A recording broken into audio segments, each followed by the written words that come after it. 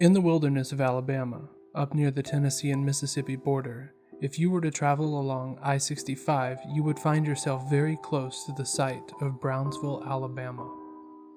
Brownsville was, until the mid-70s, a small town that had a population of 2,000 or 3,000 people. It was a whistle stop on the Gulf Mobile and Ohio railroads. As cities go, it wasn't really special. The only thing that made Brownville stand out was the military base located there.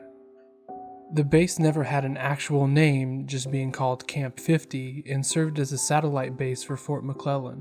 The base closed in 1977 under curious circumstances. Even today, there are no specific records that Camp 50 ever existed, and the city of Brownville can't be found on any map. Even the railroad takes a massive 100-mile detour around where Brownsville was. Brownsville may not exist on any maps, but I can tell you that the city and the base are still there. I work there. Well, sorta. It's gonna take some explaining, I think. So, the city and the base are still there, but they're surrounded by this small double fence. I think the fence itself is close to 80 miles long, maybe 100. Every square inch of the city of Brownsville and the former Camp 50 are inside that area. We simply call it the zone. No one goes in.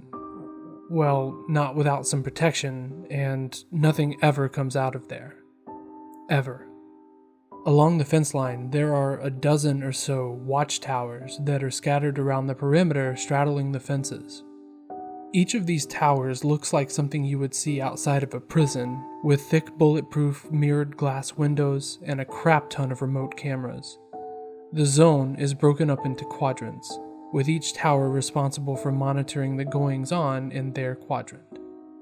I'm 6. That's not my quadrant or my tower number, it's just the name we use. That's another thing that's weird here. We never use names, just numbers.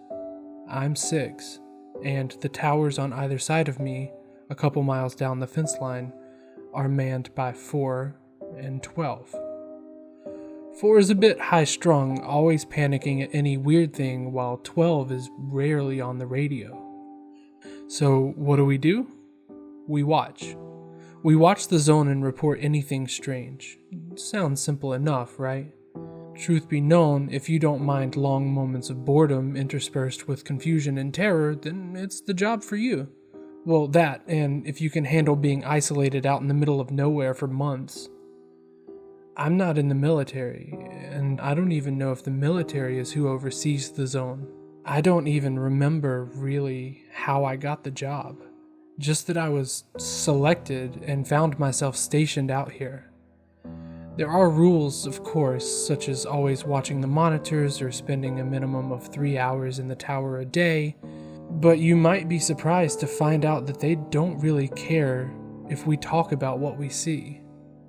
They probably figure that the odds that someone would believe it are slim. After my first week here, I can understand that.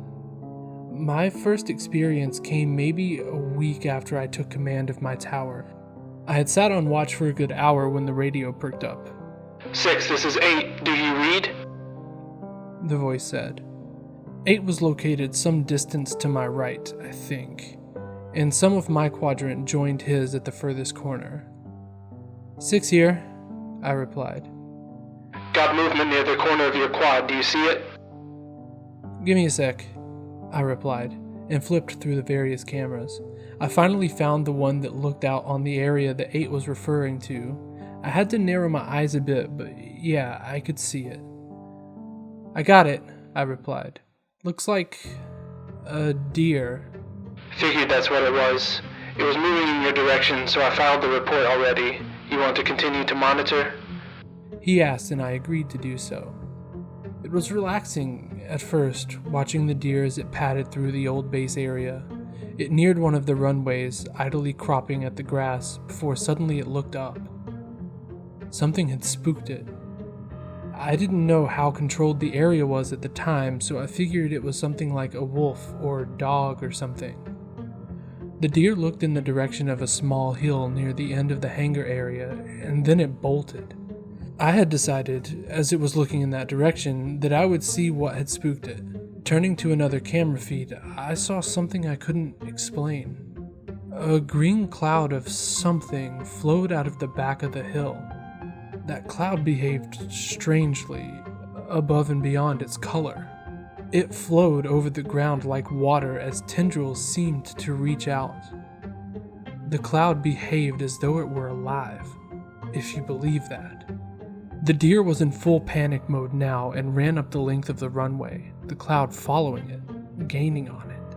I watched in horror as the cloud seemed to reach out, its tendrils grabbing the deer. The creature just melted.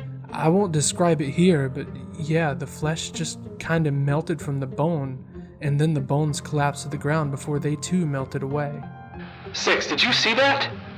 8 called, the sudden sound causing me to jump and nearly fall out of my chair. I saw it, I responded after 2 more calls from 8. I don't know what the hell it was, but I saw it. What the hell was that? 8 didn't respond for a long time, and when he did, his voice was very distant and afraid. I don't know, 6. It's coming this way. What? Wait, that didn't make any sense. The green noxious cloud, probably some kind of acid, had turned and was now moving against the wind, heading in the direction of 8's tower. I followed the path of this thing as far as I could with my own cameras before it moved out of sight. 6, it's coming this way. What the hell do I do? 8 called with a panic. Bunker down, red alert, I replied, hand covering over my own alert button. That was another thing that we had been told. If we were ever in danger, we hit a button which set off an alarm somewhere else. I think a military base or something. And then we bunkered down and ride things out. Problem was, I don't know if we were allowed to use that for other bunkers. 12, who was closest to 8, called over the radio. Something's up with 8. Anyone got eyes on that tower? 8's words came in garbled, a choking sound. Can't breathe. It's in the tower. In the vents. I listened for more information and then heard the alarm start to sound. 12 calling Central. Tower 8 is gone. He said, his voice sounding shocked. It's just gone. I couldn't hear what Central told 12, but before long a second alarm started to sound. This one must have been audible to every tower. Hell, I thought it was probably audible for miles around, but given that I've not seen any news reports about it, I guess not. The alarm blared for a good 3 minutes, instructing all affected personnel to find shelter and not leave until the all clear was sounded. This included all watchers and monitoring officials. So, down in the bunker I went, sealing the door behind me. I think I stayed down there for 3 days before the all clear was sounded, and I headed back up to my position. 8 had been replaced by that point, with a new watcher numbered 3. It was all clean and clinical. The tower had been repaired, and the fence looked new. At least that's what I heard from 3 when we spoke over the radio. Not long after the incident with 8, an order came through our internal mail system.